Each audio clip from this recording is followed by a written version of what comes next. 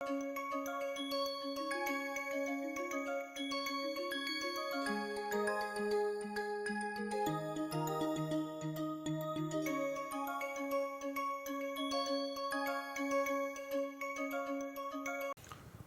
back to a series of lectures on scientific computing. We will now take an overview of what is heterogeneous computing and what are the challenges for heterogeneous computing, plus look at some implementation specific details. So firstly, let us introduce what heterogeneous computing is. In this, we use different types of processors, whether they are CPUs, GPUs, accelerators, or to execute a task. Question one will ask is, why do we need heterogeneous computing? Essentially, we have different types of processors which are available to us, and we would like to maximize the performance by leveraging all the hardware that is available. Also, low power devices like lightweight processors, application specific processors, or even GPUs allow us to optimize the energy efficiency of our computation. For large-scale high-performance computing, artificial intelligence workloads, and scientific simulations, this is extremely important because, as we have shown in previous lectures, that these calculations can take hundreds of processors and consume tremendous amount of energy. So if you were to make a comparison of different architectures which are used in heterogeneous computing, you have the CPU, which is optimized for typically sequential tasks which have low latency and have some sort of complex control flow in the program. GPUs, on the other hand, are optimized for massive parallelism, for high throughput, and simpler control flow. FPGAs and ASICs are custom hardware which are built for very specialized tasks and are ultra efficient on an energy basis, but are less flexible. In the sense, the kind of codes that you have to run on it are very, very specific, and you cannot write very general purpose codes on FPGAs and ASICs.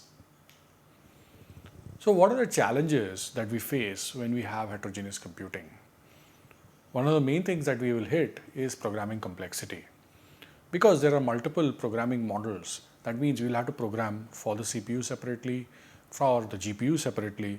There are different instruction sets for different devices, and we'll have to have a compiler which sort of understands the different platforms and appropriately compile the device code for each of these platforms. We also have the complexity of linking these different instruction codes so that they're executed appropriately on a correct hardware. The second thing that we have to worry about is transferring data. Initially, when we start off our simulations, all the data typically resides in the host computer or the CPU. And there is a significant overhead in transferring data from the CPU to the GPU or any other accelerator or any other device which is used to improve the computing. So when you transfer data back and forth, there is a significant delay in computations, and this must be avoided as much as possible. So managing this data movement becomes another challenge. Finally, how do we distribute the workload between the CPU and its accelerator or a GPU? So if you have uneven workload distribution between the heterogeneous components, this can lead to underutilization of hardware and load balancing issues. And finally, once you have multiple workers, especially ones which have different architectures and which are running at different speeds, there will be dependencies which need to be managed across these different compute units. So that means I need to synchronize, I need to communicate points of synchronization, and this will add more overheads to my programming. Finally, if something goes wrong, when I have to debug or profile, it's far more complex compared to the homogeneous computing environments that we have. So what are the different hybrid programming models that we have? We can do OpenMP plus CUDA, where we use multi-threaded CPUs for computation combined with GPU offloading. We'll have MPI plus CUDA, where we have multi-node parallel computing or distributed parallel computing combined with GPU acceleration. We can have OpenMP plus OpenACC, which is a portable directive-based multi-core and GPU acceleration. And finally, you could have MPI plus OpenMP plus CUDA, which is a very high performance hybrid model which combines both multi-node distributed memory machines, shared memory multi-threaded machines, and GPU acceleration for execution. So you can see that the choices that we have for hybrid programming on heterogeneous architectures is quite a bit. We can sort of select and choose which is the most appropriate for our particular application. So let us now just look at what OpenMP plus CUDA hybrid model is. So in OpenMP plus CUDA hybrid model, we are essentially using CPU-GPU workload partitioning, where the OpenMP will handle the CPU multi-threading and CUDA will manage the GPU parallel execution.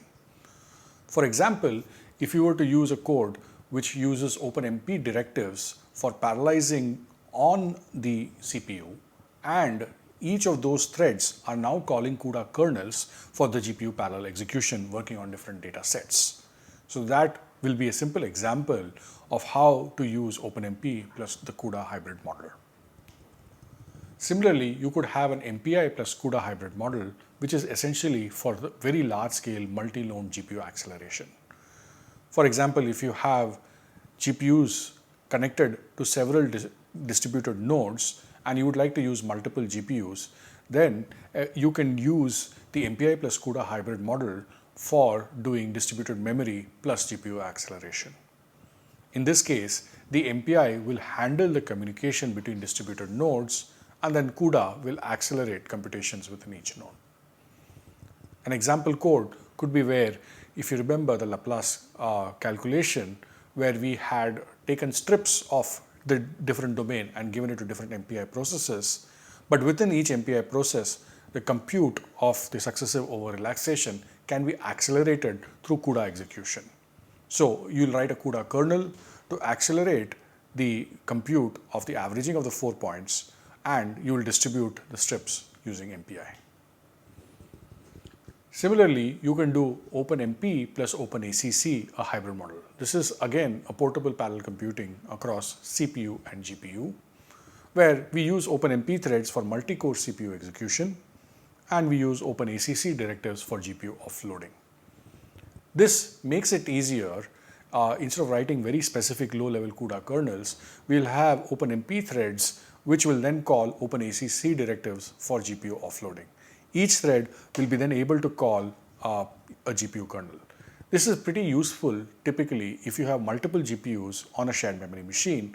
For example, if you have a workstation with multiple GPUs, this sort of model will work better, especially if you have a serial code and you would like to accelerate it with minimal modifications to the code. Finally, the most complicated bit is MPI plus OpenMP plus CUDA. So where you have large scientific calculations which require multiple nodes, multiple threads, and also GPU acceleration. So here you will have to implement MPI for inter-node communication, OpenMP for the shared memory parallelism on the CPU at these different nodes, and CUDA for GPU acceleration. A typical example of this would be where you have a large computing cluster where each node is a large shared memory machine with multiple CPU cores, and each node also has a GPU accelerator. Then you would have to implement the data transfers between the nodes using MPI, and then each node will have multiple threads on the CPU, and there's a possibility that each node will also have multiple GPUs which will support multiple kernel launches from each of those individual threads. So how does one choose the right hybrid model? There are several decision factors which play an important role when you make this selection. One is obviously the hardware availability. If you have access to only a multi-core CPU, then it's very simple that you will only do either OpenMP using shared memory programming or any other sort of thread-based model. But if you have an access to a distributed memory machine, then you will have to go down the MPI route. But the challenge comes when you have access to a distributed memory machine which has multiple cores on these separate distributed nodes, or multiple nodes with GPU accelerator in each of the nodes, and then obviously multiple nodes with multiple cores and multiple GPUs. You will then make the selection based on what sort of hardware you have and also what is the performance requirement for your specific code. You'll also look at your algorithm to see what is the scalability constraint. Remember, we talked about different algorithms and different numerical methods which do not scale beyond certain points. So you will see whether your application does actually scale well on GPUs, does it actually scale well on shared memory machines, does it scale well on distributed memory machine. Finally, you'll have to look at the user and see what is easy to implement, right? Is it easy to implement a combination of everything, because that's when you can get the maximum performance and maximum scalability? Or do I just go down an easy path, because if I have a legacy code which has a lot of complexity, then maybe I might just stick to using directive-based programming like OpenACC and OpenMP. Finally, you'll also have to see what the maintainability and the portability is. You can write a code very specifically for one kind of machine, but then if I take it to some other machine for execution, it might require a lot of re-engineering and a lot of refactor of the code. Maintaining the code through several generations is also another challenge if you have very complicated hybrid models. So you would like to see how these are maintained as well through generations. So the other things that will really affect the choice of the hybrid model is the sort of memory dependence your code has. So how much is your code compute intensive, or is your code data intensive? Because if your code is data intensive, then there is going to be a large amount of memory transfers, and then you'll have to choose the appropriate hybrid model to minimize these memory transfers.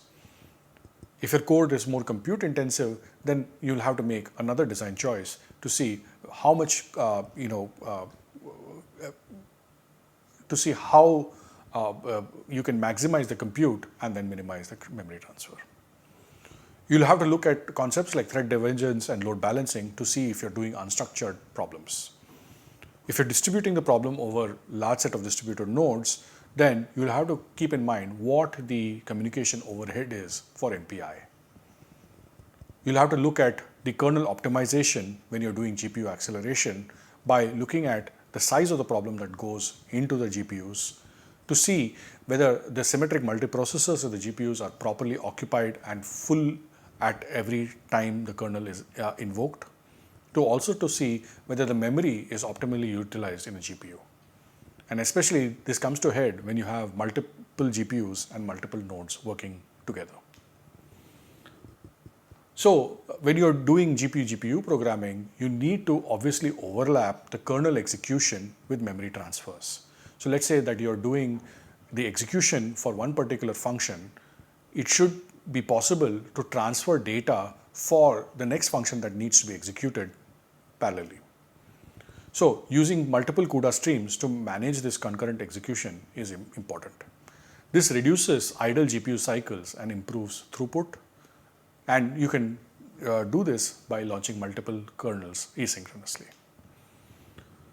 The other important bit that we need to worry about when we are doing distributed memory machines, working with distributed memory machines, is looking at the topology of the message passing interface, especially for multi-GPU nodes. When you're using MPI communicators, we have to be efficient in our data exchange. So there are common networking topologies which are the structures of how these nodes are interconnected. One is the ring, where each node communicates with its neighbor. So you have a structured grid which allows for multi-node communication, or you have torus-shaped extended grids which have warp-around connectivity. Obviously, the simplest one is the ring sort of communication, which costs the least, but it also has higher modes of failure and also potential for slowdown. It is quite useful to have grid and torus type structures so that communication is more effective. So you need to choose the topology based on the communication pattern that happens between your internodes, and to see how your problem is sort of partitioned. Finally, you should also look at the task-based parallelism for OpenMP, especially with CUDA execution. So you can use the hash pragma OMP task to define CPU tasks, and you can have asynchronous CUDA kernel execution inside these OpenMP tasks. This gives more flexibility and is far more efficient than loop-based parallelism. For OpenACC, which is a directive-based GPU programming, you have to look at efficient memory management using the hash pragma ACC data clauses. We need to look at loop parallelization using hash pragma ACC loop. And we should always compare your performance with CUDA. So sometimes very basic loops, it might be possible that OpenACC will give you the best result rather than writing an explicit CUDA code. It makes it very easy to port legacy CPU code to GPU using OpenACC. The challenge for using heterogeneous computing is hybrid debugging and profiling tools. So where we have to use CUDA Insight to look at GPU kernel profiling, we can look at advanced utilities such as TAU, tuning and analysis utilities for MPI performance. We can look at OpenMP tools for debugging multi-threaded CPU execution. We need to have some sort of a unified profiling strategy to combine multiple tools for end-to-end optimization. Nowadays, with the increase in use of artificial intelligence, you have AI-assisted compiler optimizations where AI is used to optimize a hybrid code. So this gives us options for automatic parallelization in compilers where compilers are smart enough to recognize bits of code and then improve it. And AI drives a lot of kernel tuning. So this gives us a big advantage in reducing the development time and improved performance of these codes. Finally, we have to embrace the future technologies which are coming in, something like quantum computing. So in the future, we will see a hybrid quantum classical computing where we'll have applications in optimization, cryptography, and quantum chemistry. So quantum annealing is a type of optimization which is done to find out the most optimal solution, and it is used for artificial intelligence model trainings.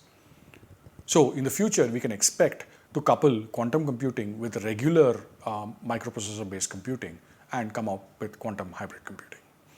The current limitations obviously are scalability, and there are a lot of errors as quantum computing is pretty much in the nascent stage.